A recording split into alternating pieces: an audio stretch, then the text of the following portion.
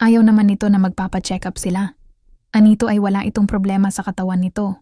Pero sa huli siya pa rin ang nasisisi nito dahil hindi niya ito mabigyan ng anak. Pakiramdam niya ay napaka-unfair nito sa kanya. Stop working then. No, Marini ang wika rito. Magstay ka rito sa bahay. Hindi ka nga nagpupuyat sa trabaho pero panay pa rin ang punta mo sa coffee shop mo. Hon, kailangan kong i-manage ang coffee shop ko. Ayaw kong iasa sa iba. Namana pa niya yon mula sa kaniyang mga magulang na sumakabilang buhay na. Ayaw niyang iasa sa iba ang pamamalakad niyon. Huwag matigas ang ulo mo. Agahan ko na lang ang uwi, pangako niya rito. Ang asawa niya ay nagtatrabaho sa kumpanya ng pamilya nito.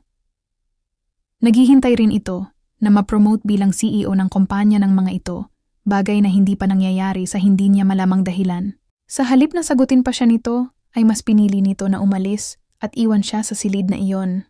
Tuluyan nang pumatak ang luhang pinipigilan ni Ferlyn kanina pa. Kasalanan ba talaga niya kung bakit hindi sila makabuong mag-asawa?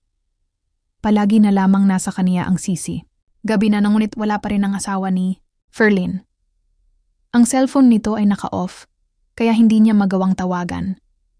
Siguradong kasama na naman yon ang mga kaibigan nito at nagiinuman. Ganun ito kapag walang pasok kinabukasan. Typical Korean, uuwi ng hindi na makagulapay. Yun ang isa sa ayaw niya rito na natuklasan lang niya noong nagsasama na sila. Pero hindi naman niya magawang ireklamo rito. Tiniis na lang niya dahil asawa niya ito. Napabuntong hininga siya. Napatitig siya sa niluto niyang pagkain para sa kanilang mag-asawa. Todo effort pa naman siya sa pagluluto ng kanilang dinner ng gabing iyon.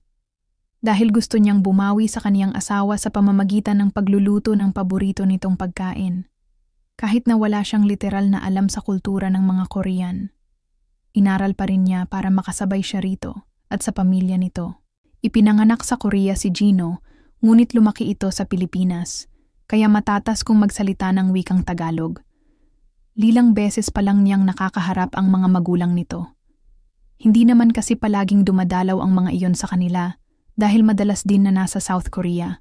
Madalang lang din kung magkasama-sama sila. 6 na buwan na silang kasal ng asawa niya sa kakilala nitong huwes.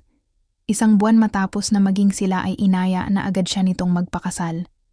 Kita naman niya na sobrang sincere ito pagdating sa kanya. He showed respect. Maalaga at maasikaso rin ito sa kanya.